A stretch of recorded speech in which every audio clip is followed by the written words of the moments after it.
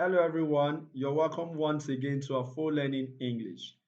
And today I want us to look at stress patterns. Over the last 1 month, I've been teaching on how students can attempt questions on consonant sounds as well as vowel sounds. And I want to believe you find most of my videos very interesting and educative. So today we're looking at how students can attempt questions relating to stress patterns. Over the years, students often express a lot of fear and anxiety, a lot of anxiety when it comes to questions on stress patterns. They don't want to go to that area at all. But today, I want to simplify and I want to break down everything that has to do with stress patterns in English language.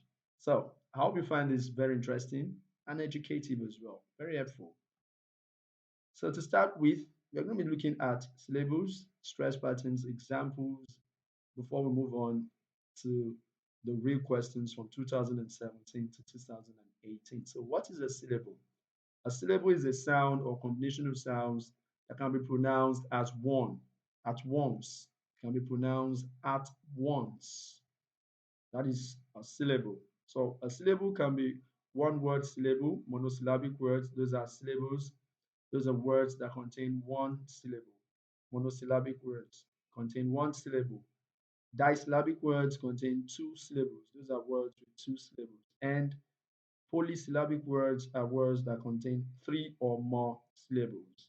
Polysyllabic words contain three or more syllables. So let's take a look at some examples. Monosyllabic words by, through, play, own, and go. Disyllabic words, those are words that contain two syllables. Replay, under, under, away, engross.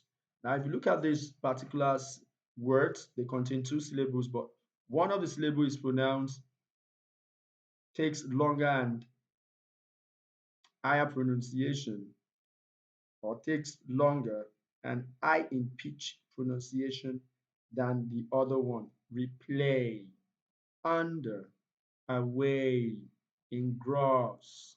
Okay, so let's move on to polysyllabic words. Polysyllabic words are words, like I said, they are words that contain three or more syllables. Entertain, entertain, entertain. Yes, the third syllable there takes the primary stress. Overwhelming, overwhelming, accommodation, international. Okay, in the course of this video, you'll learn how stress are placed on syllables in English words. That's why I've come up with this particular video. So don't be afraid, just keep your fingers crossed. So what are stress patterns, or what is a stress pattern? A stress pattern is the exertion or placements of extra force or prominence in pronunciation on a particular syllable in words. Now, what do I mean by prominence? Prominence basically means longer, louder, and high in pitch. Longer, louder, and higher in what? Pitch on a particular syllable in relation to other syllables in a particular word. So when you look at the word replay, it contains a replay. The play contains longer and louder pronunciation, also higher in pitch compared to re. Success, success, endure, endure, correction, international. Okay, this is what stress pattern is all about. So what are those things you need to learn about stress patterns? First, the number of syllables involved in a particular word will determine where the stress pattern will be placed. The kind of vowels, is it weak vowels or strong vowel, as you can see on the screen? The weak vowels are the schwa sound, as you can see, the short E and the short O. They are all weak. Most of the time they are not pronounced, they are not stressed in any syllabic structure. They are not stressed in any syllabic structure.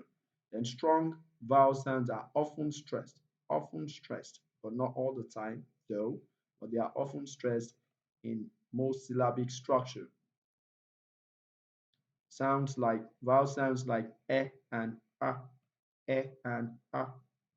And we have, does the syllable contain a consonant cluster or not? This is also another important factor students should take note of. What word class does the word belong to? That's what part of speech. If it's a noun, most of the words that are nouns are often stressed on the first syllable. If they are verbs, they are often stressed on the second or the last syllable. If they are adjectives, they take the same stress pattern as nouns, while adverbs take the same stress patterns as verbs. So take note of that as well. Then we also look at the nature of the affix. Is it a prefix or suffix? Then the suffix in English language also go a long way to determine where we place our stress in English words. Take note of that as well. So without wasting time, let's take a look at some examples here. We have rebel. Yes, that's a noun, so it's stressed on the first syllable. Apart from that, it contains the S sound. Superintend, this is a verb. Like I said, verbs are often stressed on the last syllable or the second syllable, the last syllable. If you look at this word, the first three syllables contain weak vowel sounds, so they are not stressed. The only one that is stressed is tend. It's a verb, one, two, it contains the S sound. Like I said, the S sound is a strong vowel. Present, yes, this is a noun and also an adjective. Like I said, adjectives and nouns often take the same stress patterns and they are often stressed at the first syllable. Present. Educate, educate. The word educate, like I said, is a strong vowel. But apart from that, words that contain the suffix or end with the suffix ate are often stressed on the third syllable from the last. Yes, third syllable from the last. So we count from the last backwards. One, two, three. Okay, third syllable from the last. Others will say antipenultimate. Antipenultimate. Antipenultimate means two syllable from the last. Two from the last. So we have the last syllable, which is eight or Kate. Then we have do, which is second to the last. Which is third to the last. So the primary stress falls on educate. And the next one we have present. Present. Now, like I said, verbs are often stressed on the second syllable or the last syllable. Okay. And apart from that, we have present. It also contains the vowel sound, which is a strong vowel sound. So the stress pattern falls, or the stress falls on present. Zent. Yesterday. Yesterday. Okay. T and day contains weak vowel sounds, so they are not stressed. The two syllables, the last two syllables are not stressed, so the stress falls on yes, yesterday. Photographic. Words that ends with IC, like I said, your suffix can also determine where we place our stress. Words that ends with IC, often take their stress on the second syllable from the last. Okay, second syllable from the last. So we have one, two. Photographic. Disaster, disaster. If you look at this particular word, the first syllable here contains a weak vowel sound, so it's not stressed. Then the last syllable contains a schwa sound. The schwa sound is a weak vowel sound and it's never stressed in any syllabic structure. So when you find the schwa sound in any syllabic structure, it's never stressed. So the stress is on disaster. Pronunciation. Now words that ends with tion takes the primary stress on the second syllable from the last, just like ik.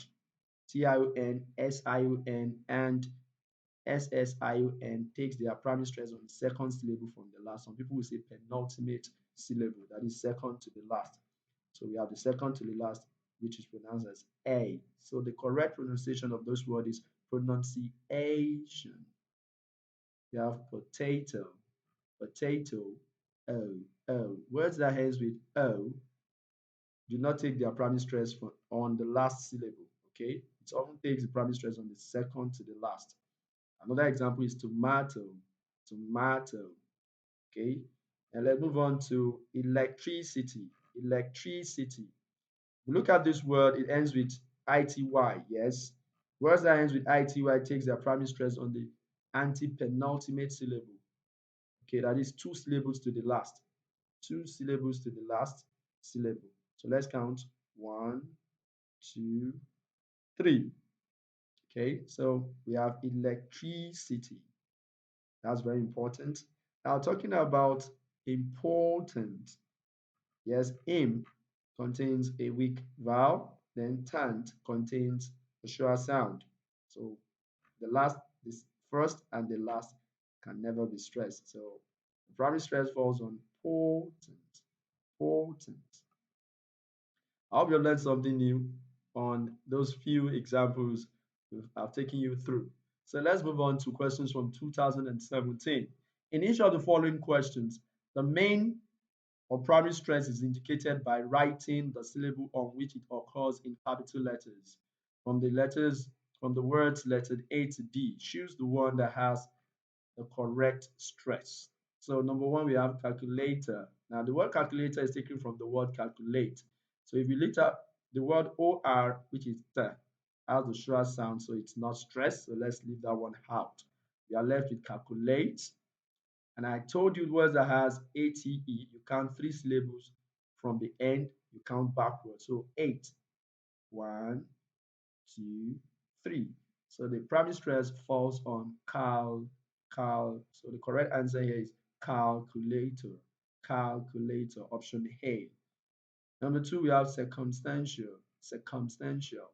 Now, most of the words that ends with sure often take their primary stress on the second to the last. But if you look at the second to the last syllable here, we have stand here, and stand here contains a short sound. And like I said, short sounds when they are found in when it is found in any syllabic structure, it's never stressed.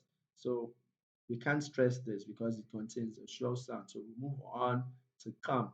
Come contains this central vowel sound, and it's also a strong vowel sound. So the stress pattern falls on come, come, circumstantial, circumstantial. Option B, option B. Number three, without wasting time, any words that ends with TI or N takes the primary stress on the second to the last. Institution, institution. So the correct answer is option C, institution. Number four, yes, we have another ATE, eight. Okay, so let's count three syllables backward without wasting time. One, two, and three. Indoctrinate, indoctrinate. So the option B is the correct answer. Okay, just count three syllables backward. One, two, three. Indoctrinate. Option B is the correct answer. Number five, accidental. Accidental. From the way I pronounce, you can clearly see and feel that option C is the correct answer. Why? Option it contains four syllables, right? And all the other syllables, the first, the second, and the last, contain weak vowel sounds, so they can never be stressed. The only one that contains a strong vowel sound is then. So option C is the correct answer. Accidental. So we're done with questions from 2017. Let's quickly rush through questions on 2018. I want you to pay attention here. Number one, we have installation. From the way I pronounce, the correct answer here is installation. Yes, just count two syllable backwards when the word ends with TION. One, two. Yes, installation. Very simple. Number two, we have unwillingness. Unwillingness. Unwillingness. Yes, if you look at this word, the first syllable here is a prefix, it's not stressed. And we move on to link. Ing is also not stressed in any syllabic structure. And nest contains a sure sound, is also not stressed. So the only syllable that is stressed is will, will. So we have unwillingness, unwillingness, unwillingness. Option B is the correct answer. Number three, we have circumstances, circumstances. Now here we have four syllables. Can here contains a sure sound, so it's not stressed. Stand contains a sure sound, it's not stressed. Sis contains short e, it's equally a weak vowel, so the syllable is not stressed. So the only syllable that contains a strong vowel sound here is sir, sir. So it takes the primary stress. The syllable takes the primary stress, the first syllable. So option A is the correct answer. Circumstantial. Circumstances, I beg your pardon. Circumstances. Number four, we have manipulate, manipulate, manipulate. Yes, from the way I pronounce the word, a word that ends with ate, just count three syllables backward. One, two, three. So the stress falls on, primary stress falls on knee. Option B is the correct answer. Just count three syllables backwards from the end. That's antipenultimate. One, two, three. Manipulate. Number five, which is the last questions. When words ends with IZE or ISE, just count three syllables backward, just like ATE. Just like ATE, just count three syllables backwards. Yes, we're talking about antipenultimate. So we have one, two, three. So apologize. Option B. Apologize. Option B is the correct answer. I hope you've learned something new today and something helpful. So if you enjoyed this video, don't forget to subscribe to my YouTube channel, A Full Learning English. Click that notification button as well so that you get notified anytime I upload a new video. You can also tell your students about this channel, tell your friends, your children as well. Thanks for watching. Bye.